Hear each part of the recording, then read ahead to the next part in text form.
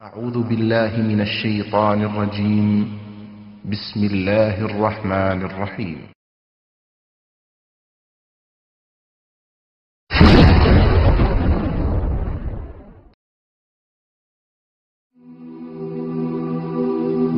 মৃত্যু এমন এক বাস্তবতা যার থেকে কেউ পলায়ন করতে পারবে না। প্রত্যেকটি প্রাণীকেই মৃত্যুর স্বাদ আস্বাদন করতে হবে। আল্লাহ তাআলা পবিত্র কালামে মাজিদে ইরশাদ করেন, কুল্লু নাফসিন যায়িকাতুল মাউত, প্রতিটি প্রাণী ওই মৃত্যুর স্বাদ আস্বাদন করবে।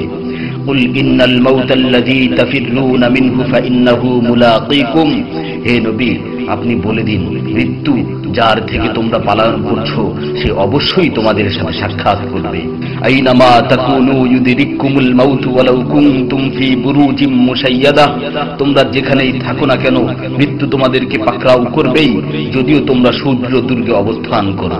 লিকুল্লি উম্মাতিন আজাল, ইযা জাআ আজালুহুম ফালা ইস্তাখিরুনা সাআতান ওয়ালা ইস্তাকদিমুন, প্রত্যেকটি জাতিরই মৃত্যুর জন্য একটি নির্ধারিত সময় রয়েছে। যখন সেই নির্ধারিত সময় চলে আসে তখন তার থেকে এক মুহূর্ত আগ পিছ করা হয় না। এই ক্ষণস্থায়ী পৃথিবী যাকে নিয়ে তোমরা স্বপ্ন দেখছো, এই স্বপ্নের পৃথিবীও একদিন ধ্বংস হয়ে যাবে। কিয়ামতের সময় যখন নিকটবর্তী হবে তখন আল্লাহ সুবহানাহু ওয়া তাআলা নিজের দায়িত্বপ্রাপ্ত ফেরেশতাকে সিংহায় ফুৎকার দেওয়ার আদেশ দিবেন। অতঃপর ফেরেশতা সিংহায় ফুঁক দিবেন, ফলে পৃথিবী ও পাহাড় সমূহ উত্তোলিত হবে, চূর্ণ বিচূর্ণ হয়ে যাবে, আকাশ ফেটে টুকরো টুকরো হয়ে যাবে এবং নক্ষত্র সমূহ ঝরে পড়বে, সূর্য তার কিরণ হারিয়ে ফেলবে, সমুদ্রকে উত্তাল করে তোলা হবে। সেদিন কিয়ামতের ভূমিকম্প ও কিয়ামতের ভয়াবহ অবস্থা দেখে সকলেই মৃত্যুবরণ করবে।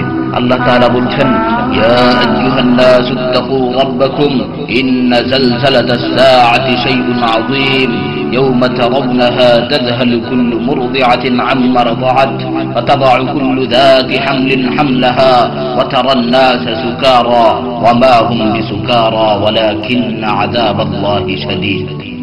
হে মানুষ, তোমরা তোমাদের প্রতিপালককে ভয় করো, নিশ্চয়ই কিয়ামতের প্রকম্পন এক ভয়ঙ্কর ব্যাপার। সেদিন তোমরা দেখবে প্রত্যেক স্তন্যদানকারিণী আপন দুগ্ধপোষ্য শিশুকে ভুলে যাবে এবং প্রত্যেক গর্ভধারিণী তার গর্ভপাত করে ফেলবে। তুমি দেখবে মানুষকে পাগলের মতো, আসলে ওরা পাগল নয়, তবে আল্লাহর আযাবই হবে কঠিন। فإذا نفخ في الصور نفخة واحدة وحملت الأرض والجبال فدكتا دكة واحدة, অতঃপর যখন সিংহায় ফুঁক দেওয়া হবে একটি মাত্র ফুঁক, আর জমিন ও পর্বতমালাকে উত্তোলিত করা হবে এবং মাত্র একটি আঘাতে এগুলো চূর্ণ বিচূর্ণ হয়ে যাবে। ইযা সামাউ ফাতারাত ওয়া ইযাল কাওয়াকিবু ইনতাসারাত ওয়া ইযাল বিহারু ফুজ্জিরাত ওয়া ইযাল কুবুরু বু'সিরাত আলিমাত নাফসুম মা কদ্দামাত ওয়া আখখারাত, যখন আসমান বিদীর্ণ হবে, আসমান ফেটে টুকরো টুকরো হয়ে যাবে, আর যখন নক্ষত্রগুলো ঝরে পড়বে, আর যখন সমুদ্রগুলোকে উত্তাল করে তোলা হবে, আর যখন কবরগুলোকে উন্মোচিত করা হবে, তখন প্রত্যেকেই জানতে পারবে সে আগে কি পাঠিয়েছে এবং পরে কি পাঠিয়েছে। সেদিন কিয়ামতের ভয়াবহতায় আল্লাহ সুবহানাহু ওয়া তাআলা ব্যতীত প্রতিটি প্রাণী প্রাণ হারাবে। পবিত্র কালামে মাজিদে ইরশাদ হয়েছে, কুল্লু শাইইন হালিকুন ইল্লা ওয়াজহা, সেদিন আল্লাহর মহান সত্তা ব্যতীত প্রত্যেকটি জিনিসই ধ্বংস হয়ে যাবে। কুল্লু মান আলাইহা ফান ওয়া ইয়াবকা ওয়াজহু রাব্বিকা যুল জালালি ওয়াল ইকরাম, সেদিন জমিনের উপর যা কিছু রয়েছে সবই ধ্বংস হয়ে যাবে, আর শুধুমাত্র মহামহিম ও মহানুভব আল্লাহ সুবহানাহু ওয়া তাআলাই বাকি থাকবেন। তাফসীরে ইবনে কাসীরে বর্ণিত হয়েছে, যখন ইসরাফিল আলাইহিস সালাতু ওয়াস সালাম সিংহায় ফুৎকার দিবেন তখন সকলেই মরে যাবে।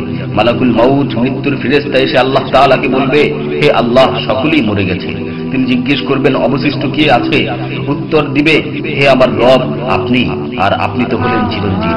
এছাড়াও বাকি রয়েছে জিবরাইল, মিকাইল ও আরশ বহনকারী ফেরেশতাগণ। আল্লাহ তাআলা বলবেন, জিবরাইল ও মিকাইলেরও মৃত্যু হওয়া উচিত। মৃত্যুর ফেরেশতা মালাকুল মাউত বলবে, হে প্রভু, জিবরাইল ও মিকাইলও মরে গেছে। আল্লাহ তাআলা জিজ্ঞাসা করবেন, এখন আর কে বাকি আছে? সে বলবে, এখন আমি বাকি আছি ও আরশ বহনকারী ফেরেশতাগণ বাকি আছে। তখন আল্লাহ তাআলা বলবেন, আরশ বহনকারীদেরকেও মরতে হবে, তারাও মরে যাবে। আল্লাহ তাআলা আবার জিজ্ঞাসা করবেন, এখন কে বাকি আছে? মালাকুল মাউত আজরাইল আলাইহিস সালাতু ওয়াস সালাম বলবেন, হে আমার রব, এখন আপনি বাকি আছেন এবং আমি বাকি আছি। তখন আল্লাহ তাআলা আজরাইল আলাইহিস সালাতু ওয়াস সালামকে বলবেন, তুমি তো আমার মাখলুক, সুতরাং তুমিও মরে যাও। তিনি তৎক্ষণাৎ মরে যাবেন এবং শুধুমাত্র আল্লাহ তাআলাই বাকি থাকবেন। অতঃপর আল্লাহ সুবহানাহু ওয়া তাআলা জমিনকে ভাঁজ করে ফেলবেন এবং তিনি 3 বার বলবেন, আনাল জব্বার, আনাল জব্বার, আনাল জব্বার, আমি প্রতাপশালী, আমি প্রতাপশালী, আমি প্রতাপশালী। অতঃপর তিনি 3 বার জিজ্ঞাসা করবেন, লিমানিল মুলকুল ইয়াউম, লিমানিল মুলকুল ইয়াউম, লিমানিল মুলকুল ইয়াউম, আজকের রাজত্ব কার, আজকের সার্বভৌমত্ব কার, আজকের আধিপত্য কার? জবাব দেওয়ার মতো কেউই থাকবে না। তিনি আবার উত্তর দিবেন, লিল্লাহিল ওয়াহিদিল কাহ্হার, আজকের রাজত্ব, আজকের সার্বভৌমত্ব, আজকের আধিপত্য পরাক্রমশালী একমাত্র আল্লাহ। ইবনে ওমর রাদিয়াল্লাহু তাআলা আনহু হতে বর্ণিত অপর এক হাদিসে ইরশাদ হয়েছে, কিয়ামতের দিন আল্লাহ সুবহানাহু ওয়া তাআলা আসমান জমিনকে ভাঁজ করে নিজ হাতে গুটিয়ে নেবেন। অতঃপর বলবেন, আনাল মালিক, আনাল জব্বার, আনাল মুতাকাব্বির, আমি বাদশাহ, আমি প্রতাপশালী, আমি অহংকারী। আইনা মুলুকুল আরদ, আইনাল জব্বারুন, আইনাল মুতাকাব্বিরুন, দুনিয়ার রাজা বাদশারা কোথায়, দুনিয়ার প্রতাপশালীরা কোথায়, দুনিয়ার অহংকারকারীরা কোথায়? তখন আল্লাহ তাআলা সুউচ্চ কণ্ঠে 3 বার জিজ্ঞাসা করবেন, লিমানিল মুলকুল ইয়াউম, লিমানিল মুলকুল ইয়াউম, লিমানিল মুলকুল ইয়াউম, আজকের রাজত্ব কার, আজকের সার্বভৌমত্ব কার, আজকের আধিপত্য কার?